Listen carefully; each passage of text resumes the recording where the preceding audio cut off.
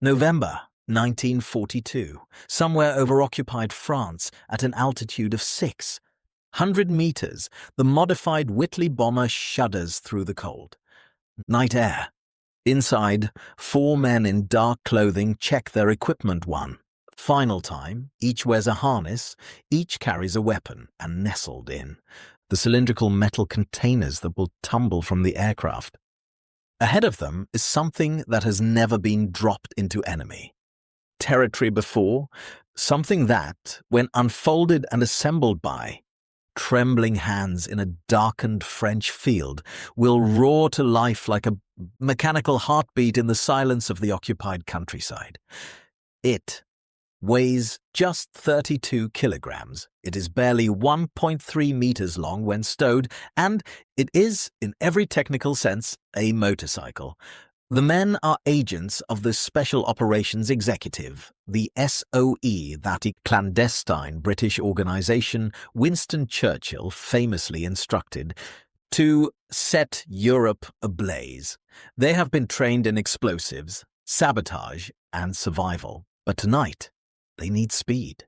They need to vanish from their drop zone before dawn, cover ground that would be impossible on foot, and reach a rendezvous point 12 kilometers distant before.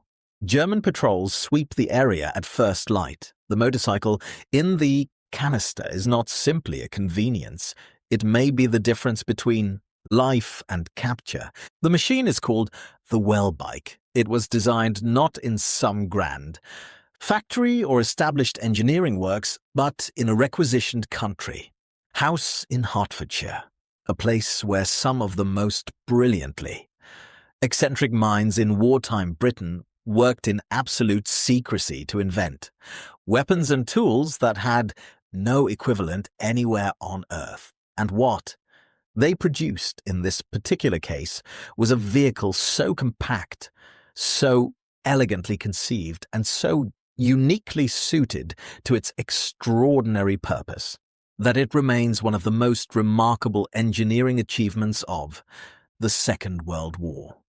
To understand why the Welbike existed, you must first understand the particular nightmare of supplying and supporting agents and resistance, fighters operating behind enemy lines.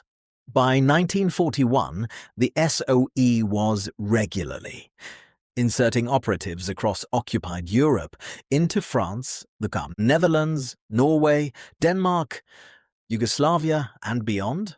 These men and women landed by parachute, usually at night, usually in remote farmland or forest. They carried false identity papers, concealed wireless sets, and whatever weapons and explosives could be packed into standardized supply containers. Those containers were a constraint and a discipline all at once. The standard SOE supply canister, sometimes called a Type C container, was roughly 1.5 meters long and 38 centimeters in diameter. It was the unit of measurement against which all equipment had to be judged. If it did not fit inside, it could not easily be delivered. Larger items could be crated and pushed from the aircraft, but such packages were cumbersome, conspicuous, and difficult to quickly conceal in the field. Speed of concealment in occupied territory was not a preference, it was survival. The problem of mobility was acute. An agent or resistance fighter on foot in France was extraordinarily vulnerable. Bicycles helped, but they were slow, and a man cycling urgently through the night on a minor road was still conspicuous enough to invite questions from any passing German. Patrol?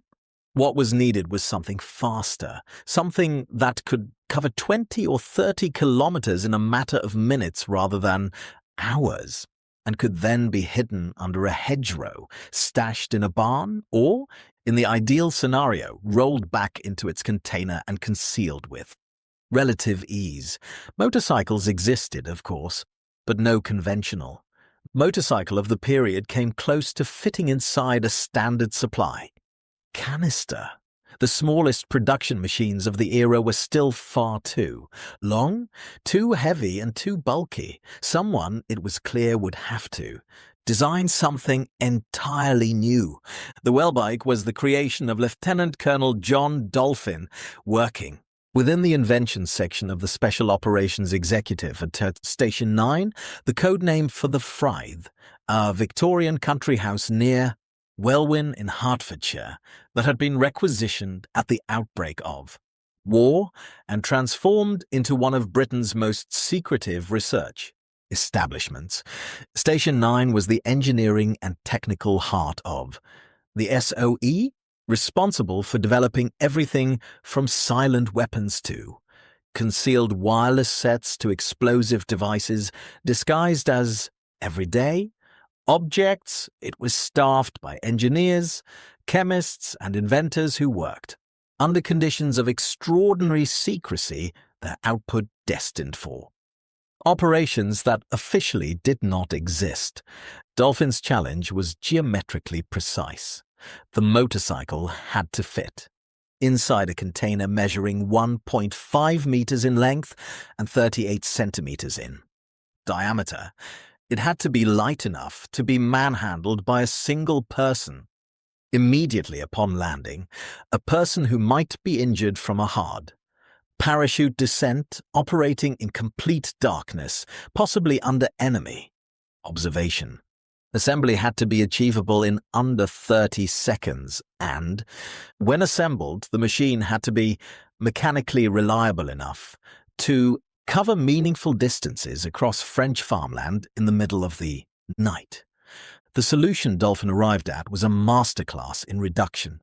The Welbike dispensed with virtually everything a conventional motorcycle carried. There was no suspension, front or rear. The frame was a simple, rigid, pressed steel structure, brutally unadorned. The handlebars folded flat against the frame, as did the footrests. The seat post telescoped downward, reducing the height of the machine by roughly a third. In this configuration, the Welbike could indeed be slid into a standard Type-C container with modest additional equipment packed around it: signal flares, ammunition, documents, or food supplies. Power came from an Excelsior Welbike engine, a single-cylinder, two-stroke unit of just 98 cubic centimeters, producing approximately 1.5 brake horsepower. In ordinary terms, this is a very modest output. To put it in perspective, a typical family saloon car of the era produced 15 to 20 times as much power, but the Welbike was not designed for performance. It was designed for practicable speed across modest distances. The engine gave it a top speed of roughly 48 kilometers per hour, 30 miles per hour, and a range of approximately 145 kilometers, 90 miles, from its 4.5-liter fuel tank. For a saboteur needing to cover the distance between a drop zone and a safe house before the German army realized the operation had taken place, this was adequate. More than adequate, in fact. It was transformative. The machine weighed approximately 32 kilograms, 70 pounds, when dry. Its overall length, deployed and ready to ride, was 1.27 meters. The wheelbase, the distance between the centers of the two wheels, was a mere 97 centimeters. The wheels themselves were tiny, just 26 centimeters in diameter, similar to those found on children's bicycles of the period. There were no gears, no clutch lever. The Welbike was a simple single-speed machine. To start it, the rider fitted a removable starting handle and cranked the engine by hand. This startlingly basic operation was entirely intentional. The fewer mechanical operations required, the less that could go wrong in the dark, under pressure, in a foreign field. Production was undertaken by the Excelsior Motor Company of Birmingham, a firm with a history in motorcycle manufacturing stretching back to the early years of the century. Exact production figures remain imprecise. Records from SOE operations were routinely destroyed or remain classified, but estimates suggest that approximately 3,800 Welbikes were manufactured during the war. This is a notably small number compared with conventional military motorcycles produced in the same period. The BSAM-20, for instance, was produced in quantities exceeding 126,000. The Welbike was never intended as a mass-issue military vehicle. It was a specialist instrument, manufactured in the numbers, required by the particular demands of clandestine warfare.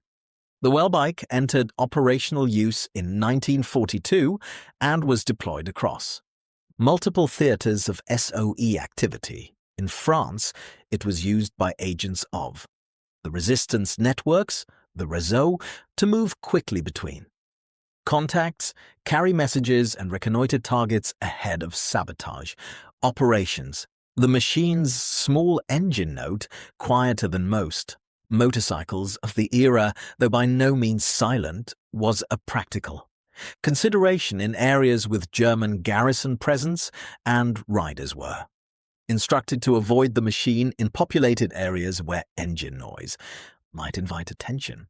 The Welbike also saw deployment during conventional military airborne operations. British and Canadian paratroopers used it during the invasion of Sicily in July 1943, Operation Husky, and it was subsequently employed in Italy and later during operations in northwest Europe following the D-Day landings during the airborne assault at Arnhem in September 1944, Operation Market Garden.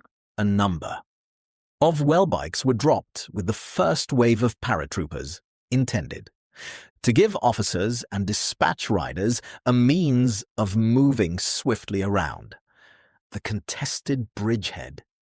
In the chaotic street fighting that followed, the utility of a tiny fold-up motorcycle was inevitably limited, and accounts of their actual use at Arnhem are fragmentary at best.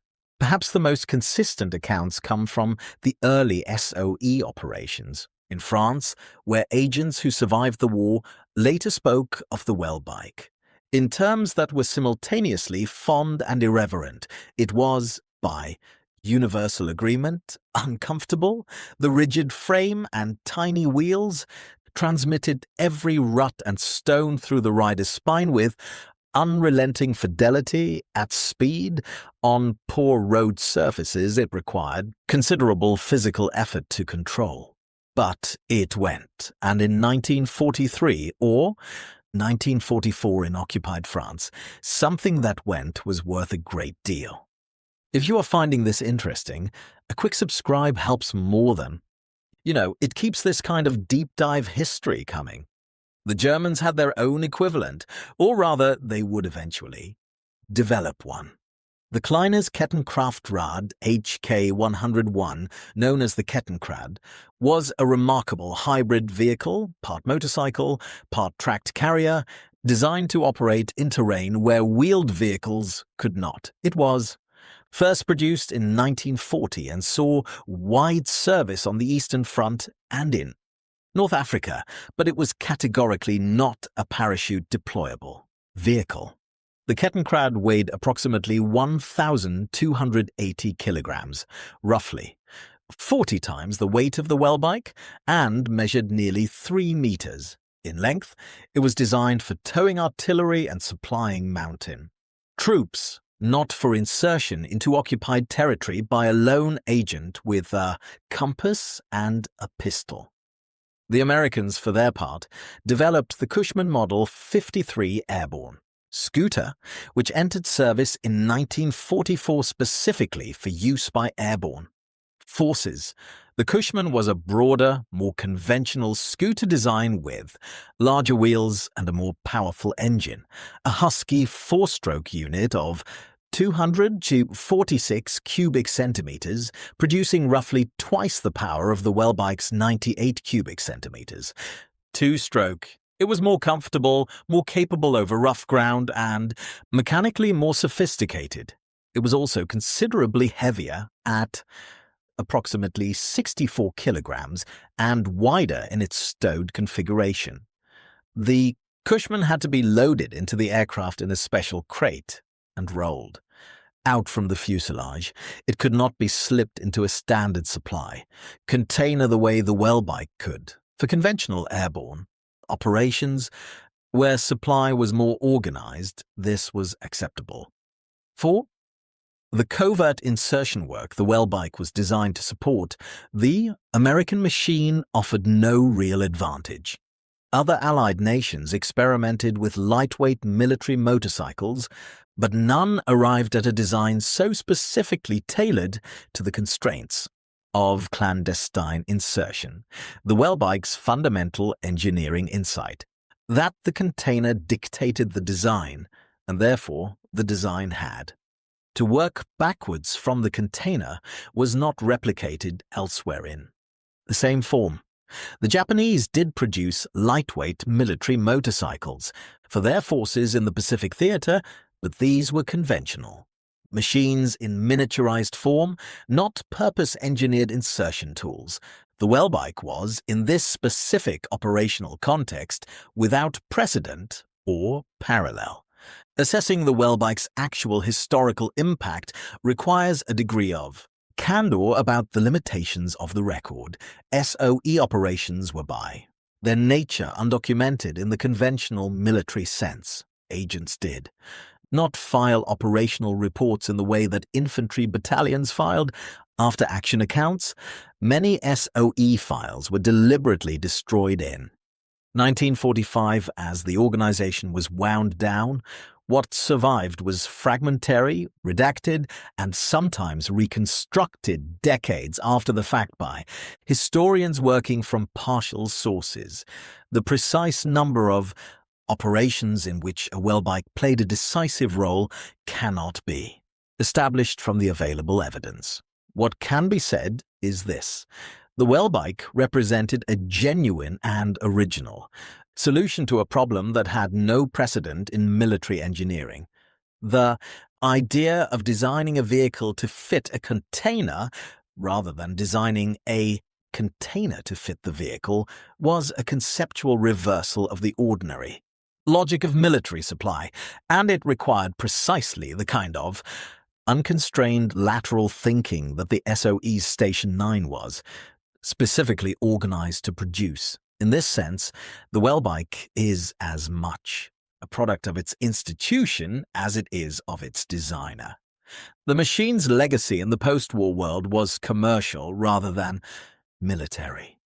The Excelsior Motor Company adapted the Welbike design for civilian sale after 1945, producing the Corgi scooter, a slightly enlarged and refined version of the wartime machine intended for the peacetime market. The Corgi found a modest audience among commuters and utility riders in the late 1940s and early 1950s before the arrival of more capable small motorcycles and the iconic Vespa and Lambretta. Scooters rendered it obsolete. Several thousand Corgis were sold before production ended in 1954. Today, surviving Welbikes are rare and prized by collectors. Examples can be found in several British military museums, including the Imperial War Museum in London and the Airborne Assault Museum at Duxford. They appear occasionally at auction, where they command prices that reflect both their scarcity and their peculiar historical fascination. To see one in person, to stand next to this tiny, improbable, apparently, flimsy little machine and understand that it was designed specifically to be thrown from an aircraft into the darkness over enemy territory is to appreciate something of the desperate ingenuity that characterized wartime British engineering at its most inventive /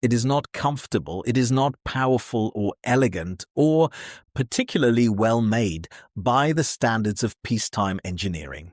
It has no suspension, no gearbox, no creature comfort of any kind. What it has is the precise set of characteristics required for its precise operational purpose and nothing more. The engineers at Station 9 did not build a motorcycle that could be made to fit a container. They built a container-sized space and then put a motorcycle inside it.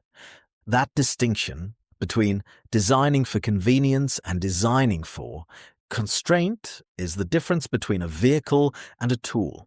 The Welbike was, in the truest sense, a tool for moving men through darkness, across enemy territory, faster than legs alone could carry them.